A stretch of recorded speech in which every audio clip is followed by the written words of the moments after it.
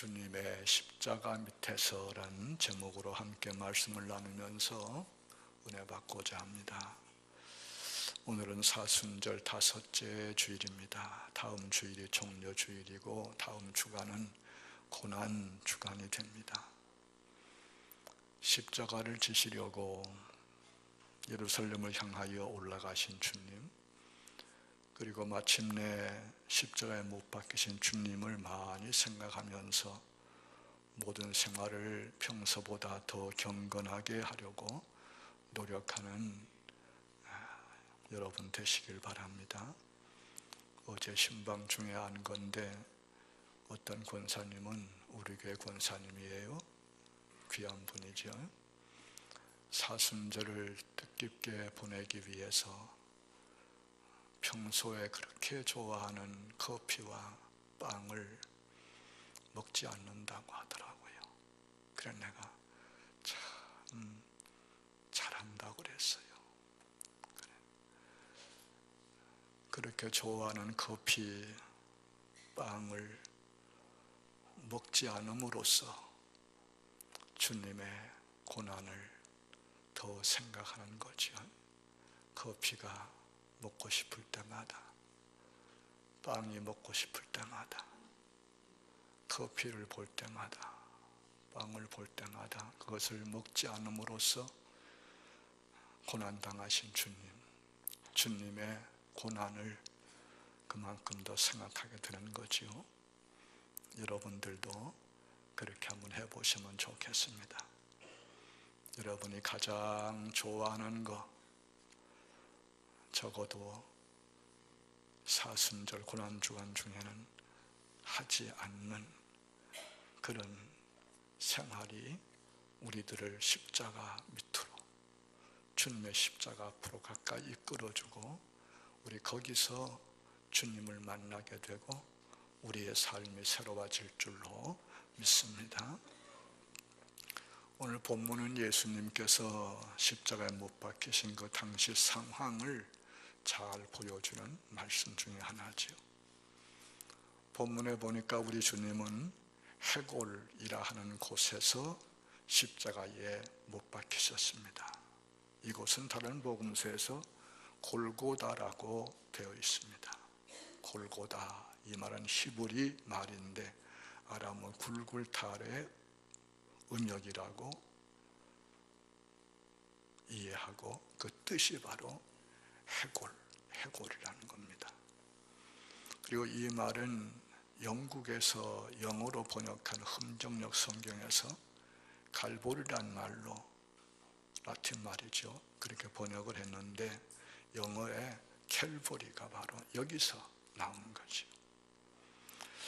이렇게 여러 가지 말로 불려진 해골의 곳은 예루살렘 성 밖에 있는 언덕인데 그 모양이 해골처럼 되어 있고 죄수들을 거기서 많이 처형을 했다고 알려지고 있지요.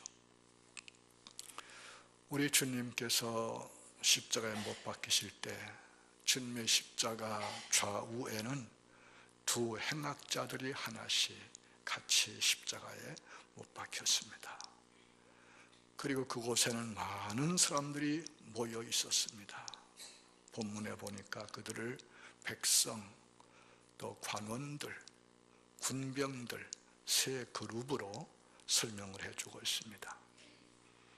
그들 가운데는 예수님을 죽이라고 소리친 이들도 있었고, 예수님을 사랑하고 십자가에 못 박히심을 슬퍼하고 고통한 이들도 함께 있었습니다. 그 중에 예수님의 모친 마리아와 이모, 그리고 제자 요한과 다른 여인들이 함께 있었다고 성경은 전해주고 있습니다. 관원들 중에도 예수님을 죽이는데 앞장선 이들과 반대한 이들이 함께 있었을 것으로 생각합니다. 오늘 말씀 속에 보니까 관원들이 주님을 비웃고 비난하는 것을 볼 수가 있습니다. 군병들 중에는 자신의 생각과 관계없이 저 위에서 시키니까, 명령이니까 아무 소리 못하고 그저 수동적으로 주님을 십자가에 못 박는 일을 한 사람들이 많이 있었다, 그렇게 볼 수 있습니다.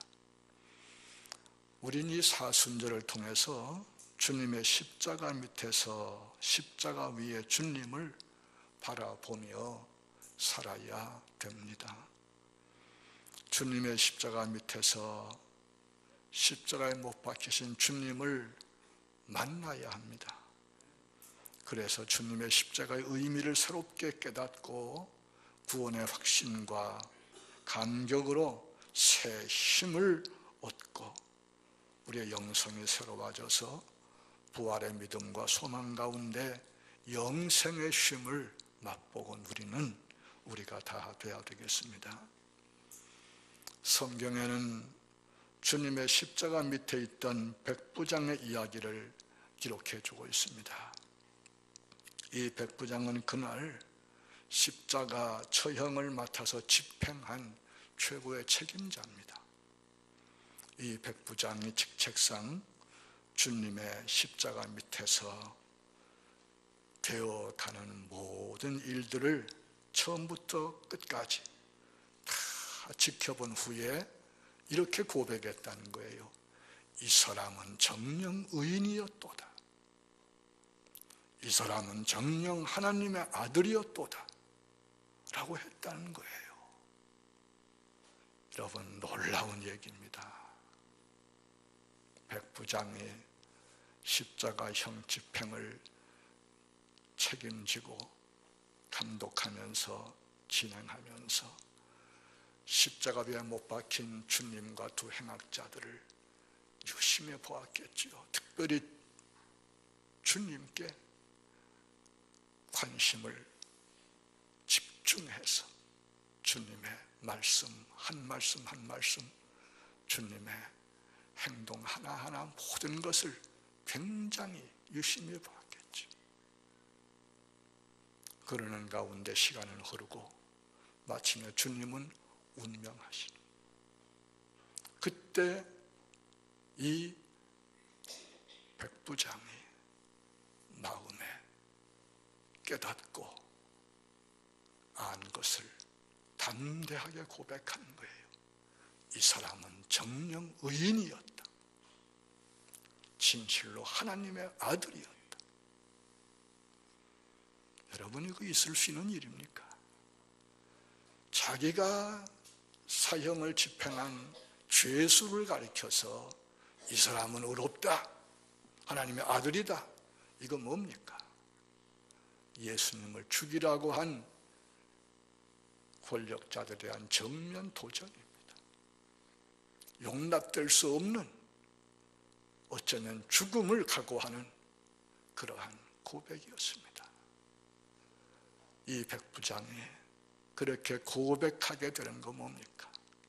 누가 뭐라 해도 내가 죽음을 당할지라도 분명한 사실을 고백하지 아니할 수 없다고 깨달았기 때문에 예수님을 가리켜서 의인이라고, 하나님의 아들이라고 고백했다는 거, 여러분도 깨닫게 되길 바랍니다.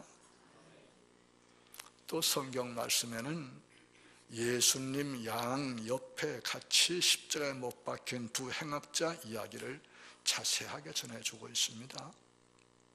그 둘 중에 한 사람은 자기 목숨이 끊어질 때까지 예수님을 헐뜯고 비방하고 욕하고 그래요.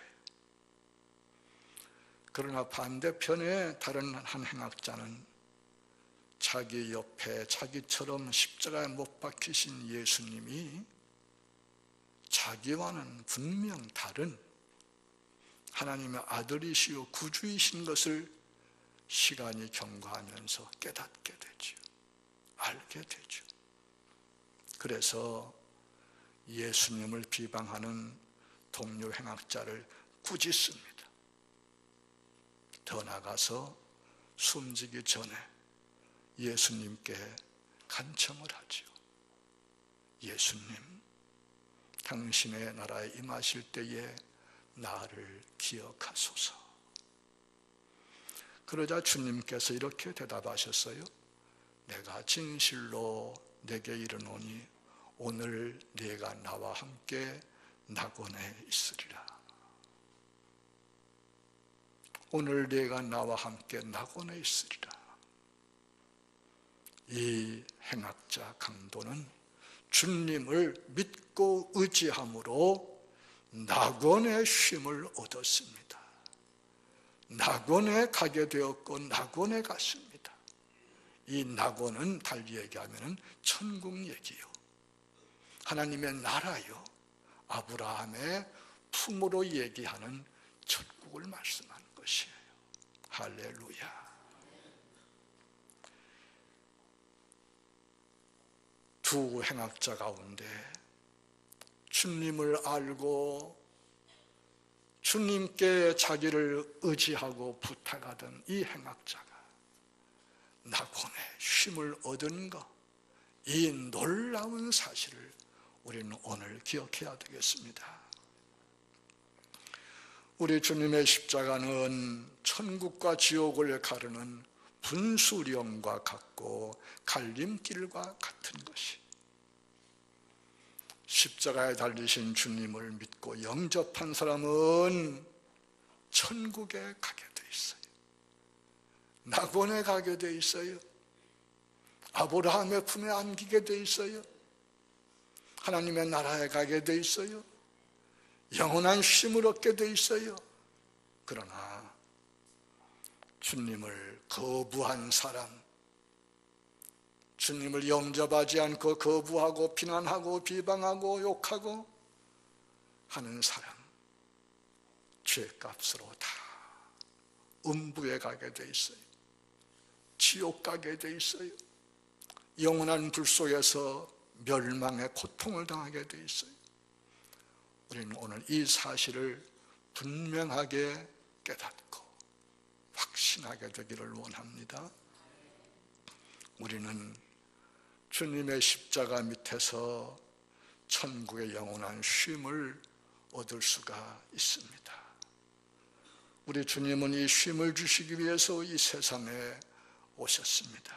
그래서 말씀하시지요. 수고하고 무거운 짐진 자들아, 다 내게로 오라. 내가 너희를 쉬게 하리라고 말씀하셨고 지금도 말씀하시고 계시는 거예요. 누구든지 주님께 나오면, 주님을 알고 믿으면, 주님을 영접하고 주님께 자기를 의탁하고 의지하고 부탁하면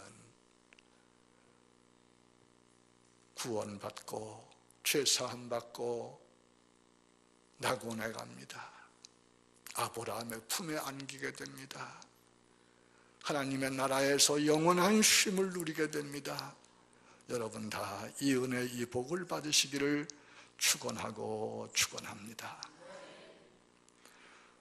우리가 주님의 십자가 밑에서 쉼을 얻으려면 오늘 세 가지를 꼭 기억하셔야 합니다. 그 첫째는 십자가의 길을 가야 합니다.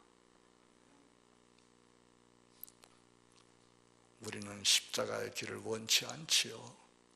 그러나 가야 합니다. 십자가의 길, 비아 돌로로사, 여러분 뭐 들어보셨지요? 주님께서 십자가를 지고 가신 그 길, 예루살렘에 지금도 보존되어 있죠. 성지에 가면 꼭 한 번씩 가보게 되어 있죠. 꼭 그 길을 거기 가서 가야 하는 것이 아니라 우리는 십자가를 지고 가신 주님을 생각하면서 주님처럼 살아가는 삶을 살아야 한다는 얘기예요. 특별히 사순절에 십자가를 지고 가신 주님을 늘 생각하면서 주님을 따라가고 주님과 함께 가서 주님의 십자가 밑에 우리가 머물러야 되는 거예요. 거기서 십자가 위에 주님을 보고 주님을 만나고 그 주님이 누군지를 확신하고 그 주님을 구원받은 강도처럼 행악자같이 고백하고 백부장같이 고백해야 하는 거예요. 예수님의 십자가에 못 박혔지만은 저 예수님은 분명 의인이다. 죄 없는 의인이시다. 하나님의 아들이시다. 분명 고백할 수 있어야 우리가 쉼을 얻는 사실을 꼭 기억하셔야 합니다. 여러분들 이 한 주간도 십자가를 지고 가시는 주님을 늘 생각하시면서 많이 많이 생각하시면서 주님과 함께 십자가의 길을 열심히 가시기 바랍니다. 둘째는 주님의 고난에 동참을 해야 합니다.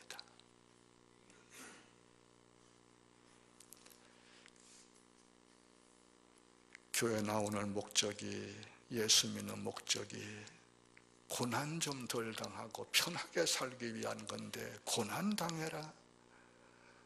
어떤 분들은 상당히 거부감을 느낄지 모르겠습니다만은 우리 고난 중에도 여러 가지 고난이 있지요.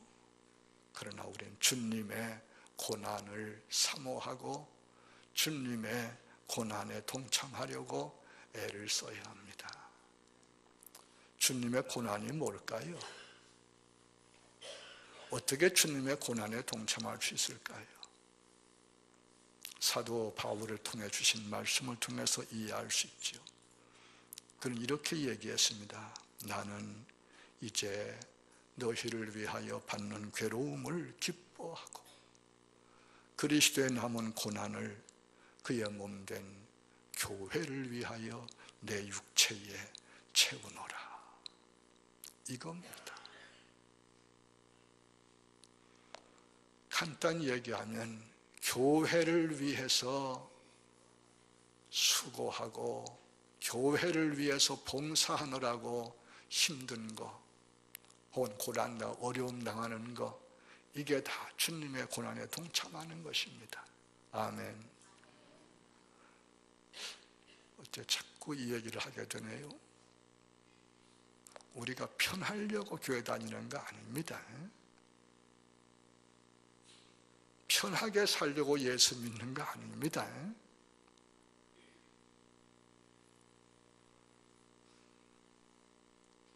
우리 예수 믿는 거 처음엔 잘 모르지만은 믿음이 성장하고 나면 주님의 고난에 동참하려고 예수 믿는 겁니다. 이걸 깨닫게 되는 겁니다. 주님을 위해서 고난도 기뻐하며 어떤 고난도 즐겁게 받는 이런 삶을 사랑하고 이런 삶을 원해서 교회를 다니는 겁니다.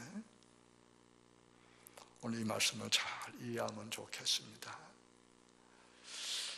주님의 남은 고난을 주님 몸된 교회 위에서 내 육체에 채운다고 말한 사도 바울이 어떻게 산 사람이에요? 이렇게 얘기하지요. 내가 수고를 넘치도록 하고 옥에 갇히기도 더 많이 하고 매도 수없이 맞고 여러 번 죽을 뻔했으니 유대인들에게 40에서 하나 감한 매를 5번 맞았으며 3번 태장으로 맞고 1번 돌로 맞고 3번 파선하고 일주야를 깊은 바다에서 지냈으며 여러 번 선교 여행하면서 강의 위험과 강도의 위험과 동족의 위험과 이방인의 위험과 시내의 위험과 광야의 위험과 바다의 위험과 거짓 형제 중의 위험을 당하고 또 수고하며 애쓰고 여러 번 자지 못하고 줄이며 목마르고 여러 번 굶고 춥고 헐벗었노라. 주님의 고난을 기뻐하며 주님의 고난에 참여하고자 한 바울의 인생입니다. 이것이 바울의 일생입니다. 한마디로 얼마나 고생 많이 했습니까? 얼마나 고난을 많이 겪었습니까? 한 가지 예로 유대인들에게 40에서 하나 감한, 그러면 39이죠. 39대씩 맞는 매를 5번 맞았다. 그렇게 맞고도 죽지 않은 게 참 기적이지요. 태장으로 맞고 수없이 맞고. 바울이 무슨 죄를 지어 그렇습니까? 아무 죄 없지만은 이런 고난들을 당한, 주님을 전한다고 해서, 복음을 전한다고 해서 이런 고난들을 당하는 거예요. 이것이 다 주님의 고난에 동참하는 것이라는 거예요. 여러분들도 이런 주님의 고난들을 좀 생각하고 더 나가서 사모하고 기뻐할 수 있는 여러분 되시기를 원합니다. 이렇게 얘기한 그가 이어서 이런 말을 하죠. 이 외의 일은 다 고사하고 아직도 날마다 내 속에 눌리는 일이 있으니 곧 모든 교회를 위해서 염려하는 것이다.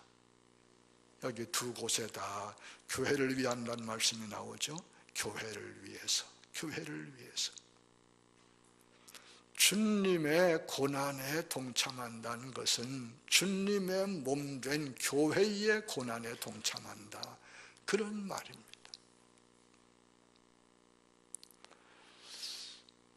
우리가 지약한 교회에서는 교회 남아서 교회 덕볼 일이 없겠습니다만은, 어떤 사람들 큰 교회, 부자교회 나가면서 교회 나가서 덕볼 여는 사람들 많이 있죠. 가령 장사를 해도 큰 교회 나가면은 교인들이 많이 있으니까 교인들이 다 손님이 되어 주어서 물건 많이 팔고 돈 좀 벌고 그런 생각하는 분들이 있다고 그래요. 아주 초신자 얘기겠지요. 이런 얘기 좀 뭐한 얘기지만 여러분들 아셔야 돼요. 교회에 나와서 무슨 덕을 보겠다, 그런 생각하지 말아야 돼요. 교회를 위해서 내가 봉사하고 섬기고 교회를 위해서 내가 고난받겠다, 이런 마음으로 교회를 나오게 돼야 되는 거예요. 물론 처음엔 그렇게 안 되지만은 믿음이 자라면은 그렇게 돼야 되는 거예요. 그래서 주님의 고난에 동참하게 되어야 쉼을 그때부터 누리게 되고, 그때부터 영생을 맛보게 되고, 그때부터 참 복음의 진수를 알게 되는 거예요. 교회 나와서 무슨 덕을 보겠다, 그런 마음 가지고는 암만 나와봐도 저 쉼을 맛볼 수 없는 거예요. 우리는 특별히 사순절을 보내면서 주님의 고난에 동참하기를 사모하면서 주님의 고난에 동참하기 위해서 주님 몸된 교회를 위해서 뭔가 봉사하고 뭔가 좀 수고도 하고 이런 노력을 하는 가운데서 쉼을 누리고 쉼을 맛보는 여러분 되시기를 원합니다. 마지막으로 우리가 주님을 통해서 참 쉼을 얻으려고 그러면은 주님을 본받아야 돼요. 주님을 닮아야 돼요. 주님처럼 돼야 돼요. 거기에 쉼이 있는 사실을 기억해야 돼요. 주님이 어떤 분이십니까? 한마디로 얘기할 수는 없는 거죠. 그러나 우리는 주님의 마음, 주님의 생각, 주님의 삶이 어떤 것인가를 주님께서 십자가 위에 못 박혀 계시는 동안 말씀하신, 마지막 남기신 7마디의 말씀, 소위 가상칠언을 통해서 많이 이해할 수 있는 거예요. 우리 주님께서 십자가 위에서 그 고통 중에도 7마디의 말씀을 남기셨는데, 그걸 가리켜 가상, 십자가 위에 칠언 7마디 말씀이라 그렇게 하는데요, 굉장히 중요한 거죠. 그러면 한번 생각해 보세요. 첫 번째 말씀 뭐예요? 아버지, 저들을 사하여 주옵소서. 자기들이 하는 것을 알지 못함이니이다. 지금 주님을 십자가에 못 박고 좋다고 히히닥거리는 그들을 위해서 하나님께, 아버지께 기도하는 거예요. 아버지, 저 사람들 용서해 주세요. 뭔지 모르고 저러고 있습니다. 끝없는 용서, 7번을 70번씩이라도 용서하라 하시던 그 주님의 모습이 연상이 되지요. 원수를 갚지 말고 대적하지 말고 하나님께 다 맡기라 하신 주님의 그 모습이 연상이 되는 말씀이죠. 이것이 우리가 닮아야 할, 본받아야 할 주님의 모습이란 말이에요. 두 번째 말씀 뭐예요? 내가 진실로 내게 이르노니 오늘 내가 나와 함께 낙원에 있으리라 하는 말씀. 주님을 믿고 영접하며 주님을 의지하는 자에게 낙원에 영생을 약속하시는 주님의 이 말씀. 우리 이 말씀 생각하면 주님께서 공생애를 통해서 끝없이 쉼없이 수고하시며 전파하시던 천국 복음이 생각이 나지요. 우리도 십자가 위에 못 박힌 것과 같은 상황에서라도 이 복음을, 생명의 복음을, 생명의 진리를 전해야 한다는 놀라운 말씀. 세 번째 뭐예요? 여자여 보소서 아들입니다. 보라 내 어머니라. 여러분 상황을 아시지요? 십자가에 못 박혀 고통하시는 중에 십자가 밑에 주님의 모친이 서서 울고 계신다는 말이에요. 어머니의 노후가 걱정이 돼. 그 옆에 사랑하는 제자 요한이 서 있단 말이에요. 주님 입을 여시는 거예요.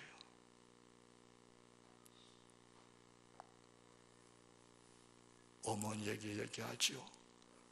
보십시오, 아들입니다. 요한 가리키면서 저 아들입니다. 그 요한에게 얘기하죠. 보라 내 어머니다. 예수님의 모친 마리아는 이후로 제자 요한을 아들처럼 의지하고 살게 하시고, 요한에게는 어머니 마리아를 어머니처럼 어머니로 모시고 살도록 그렇게 해주시는 거 아닙니까? 얼마나 귀한 얘기예요. 아들로서 어머니에 대한 사랑, 효도, 어머니의 노후를 걱정하는 이거 우리가 다 배워야 할 모습이란 말이에요. 그 다음 뭐예요? 엘리 엘리 라마 사박다니. 뜻이 뭔지 아시죠? 나의 하나님 어찌하여 나를 버리셨나이까. 이건 의미가 너무 심오한 말씀이고 해서 설명을 하기가 참 어려운데, 아들이 십자가에서 고통하는 그 모습을 보는 하나님 아버지께서 차마 볼 수 없어 얼굴을 돌리실 때에 주님의 부르짖는 절규라고 해석을 하죠. 고통 중에도 아버지와의 관계가 분명하고 아버지의 사랑, 아버지의 돌보심 가운데 살고 있는 이 주님의 모습을 우리 생각하면서 우리도 그런 삶을 살려고 힘써야 되지요. 다섯 번째, 내가 목마르다. 십자가 위에 못 박혀 시간이 가면서 몸 안에 피와 수분이 다 흘러나가고 참을 수 없는 고통 가운데서 목마름을 외치신 주님의 이 말씀, 우리는 특별히 이 말씀 속에서 우리 주님도 우리와 똑같은 육체를 가지신 연약한 인간이신 사실을 생각해야 되겠고, 이렇게 힘들고 어려운 중에도 사명을 포기하지 않고 끝까지 사명을 감당하시는 주님의 거룩한 모습을 생각해야 되는 거죠. 여섯 번째는 뭐예요? 다 이루었다. 십자가에 못 박히시고 죽으심을 통해서 다 이루었다. 뭘 다 이루었다는 얘기예요? 세상 죄를 대속하시는 구세주 그리스도 구주로서의 사명을 다 이루시는 사실을 말씀하죠. 그 어렵고 힘든 고통, 십자가의 고통 속에서도 인내하면서 사명을 다 이루시는 이 모습, 이거 우리가 늘 본받고 배워야 할, 되어져야 할 우리의 모습임을 알아야 한단 말이에요. 마지막, 아버지, 내 영혼을 아버지 손에 부탁하나이다 하시고 운명하시죠. 여러분들은 언젠간 맞이할 인생의 마지막 순간에 무슨 말씀을 하시고 싶으세요? 무슨 말씀을 마지막으로 하려고 마음먹고 있어요? 이 말씀이지요. 우리는 누구나 똑같이 다 마지막으로 해야 할 말이 이거예요. 아버지, 내 영혼을 아버지 손에 부탁하나이다. 받아주세요. 이렇게 기도하시고 운명하신 주님은 사도행전 말씀 가니까 어떻게 되어 있어요? 부활 승천하셔서 하나님 나라에 계시면서 하나님의 우편에 계시면서 스데반이 순교할 때는 일어서서 격려하시고 사도 요한에게 나타나시고 사도 바울도 그 신비한 세계를 보게 되고 그 아버지의 집에 영광 가운데 사시는 것을 보여주고 있잖아요. 우리 한번 다 따라해 봅시다. 아버지, 시원찮다. 아버지, 내 영혼을 아버지 손에 부탁하나이다. 한번 쫙 한숨에 합시다. 아버지, 내 영혼을 아버지 손에 부탁하나이다.